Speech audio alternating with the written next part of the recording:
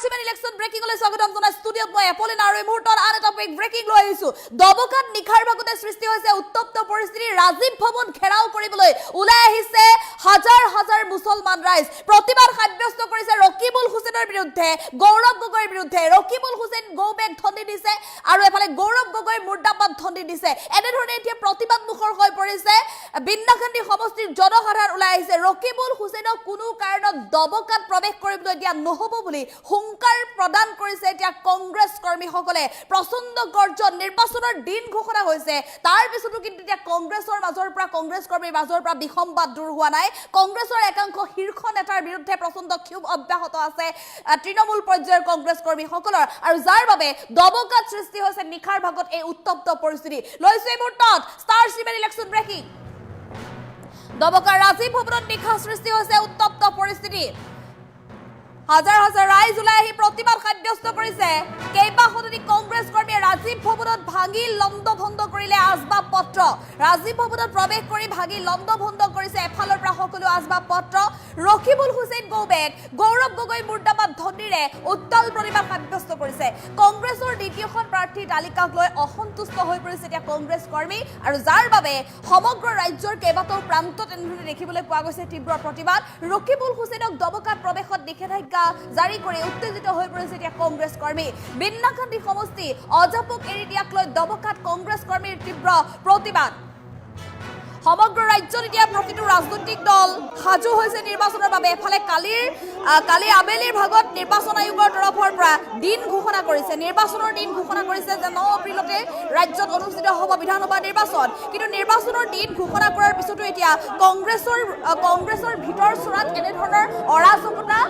অৰাজকতা দূৰ হোৱা নাই এফালে নিৰ্বাচনী যুঁজ লাগিবৰ হ'ল কিন্তু তাৰ মাজতো কিন্তু এইসকল কংগ্ৰেছ কৰ্মীৰ মাজত এতিয়া ক্ষোভ আঁতৰা নাই এফালে ৰকিবুল হুছেইনৰ বিৰুদ্ধে গৌবেক ধন্দি দি ওলাই আহিছে ৰকিবুল হুছেইনে সামগ্ৰী সমষ্টি নিজৰ পুত্ৰৰ বাবে সংৰক্ষণ কৰিব বিচাৰিছে অৰ্থাৎ মুখ্যমন্ত্ৰী ডক্টৰ হিমন্ত বিশ্ব শৰ্মাই যিদৰে কৈছিল যে কংগ্ৰেছত এতিয়াও চলি আছে পিতৃকেন্দ্ৰিক ৰাজনীতি পিতৃ যদি মন্ত্ৰী হয় বা পিতৃ যদি ৰাজনৈতিক শীৰ্ষ নেতা হয় তেতিয়াহে তেওঁলোকে স্থান লাভ কৰিব ঠিক তেনেধৰণে ৰকিবুল হুছেইনৰ ক্ষেত্ৰতো এতিয়া একেই হোৱা পৰিলক্ষিত হৈছে কাৰণ ৰকিবুল হুছেইনে তানজিল হুছেইনৰ বাবে সামগ্ৰী সমষ্টি সংৰক্ষণ কৰিবৰ বাবে বিন্নাখান্দি সমষ্টিটো মিত্ৰদলৰ হাতত চম্ভালিব বিচাৰিছে অজাপৰ হাতত চম্ভালিব বিচাৰিছে কিন্তু কোনো কাৰণত কংগ্ৰেছ কৰ্মী এই কথা মানি ল'ব নোখোজে তৃণমূল পৰ্যায়ৰ কংগ্ৰেছ কৰ্মী যিসকলে কংগ্ৰেছৰ আটাইতকৈ বেয়া দিনত কাম কৰি আহিছিল কংগ্ৰেছ দলটোৰ বাবে কাম কৰি আহিছিল কংগ্ৰেছৰ দুৰ্দিনতো যিসকল তৃণমূল পৰ্যায়ৰ কংগ্ৰেছ কৰ্মীয়ে কংগ্ৰেছক লগ এৰা নাছিল সেইসকল কংগ্ৰেছ কৰ্মীৰ সৈতে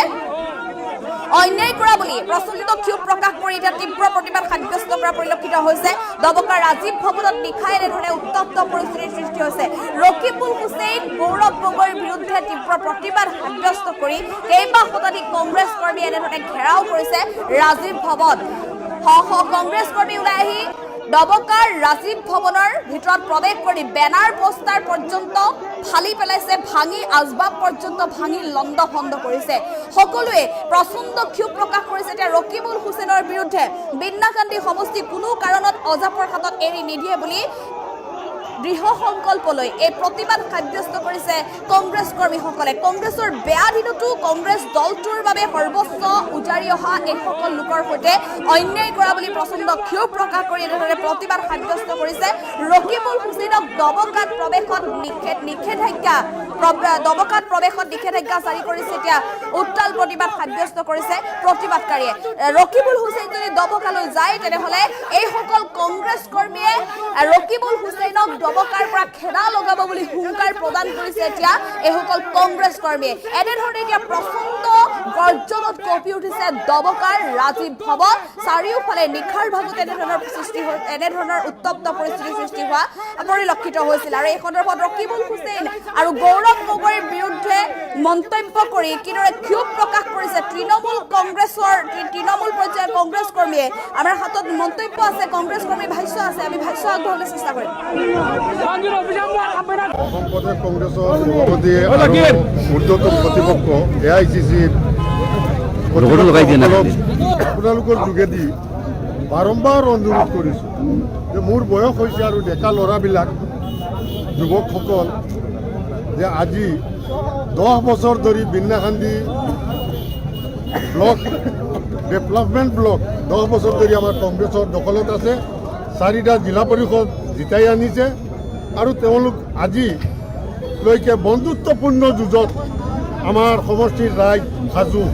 যে বন্ধুত্বপূৰ্ণ হ'লেও আমাৰ কংগ্ৰেছৰ হাত হ'ল মোৰ কংগ্ৰেছ কৰা 58 বছৰ হ'ল। আজি 1968 ইংৰাজীত মই মৰহুম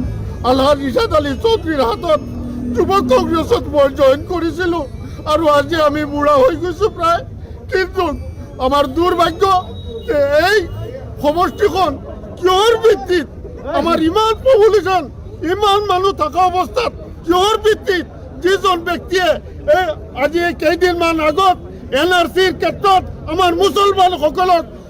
ভাবুকি দিছিল সেইজন ব্যক্তিক এই সমষ্টিত টিকেট দিব। আমি এই AJP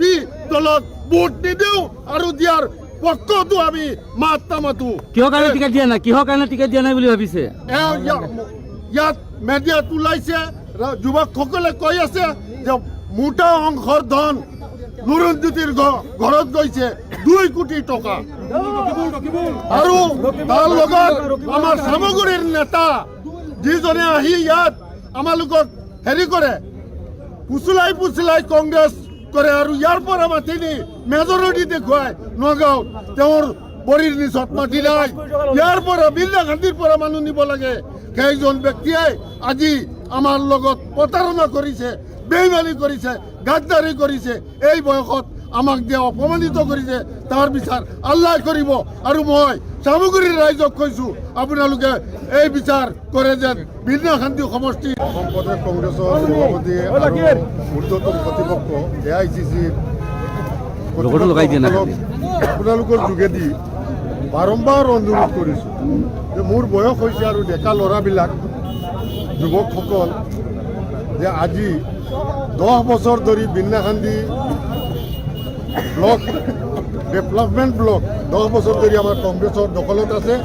4টা জিলা পৰিষদ জিতাই আনিছে আৰু তেওঁলোক আজিলৈকে বন্ধুত্বপূৰ্ণ যুঁজত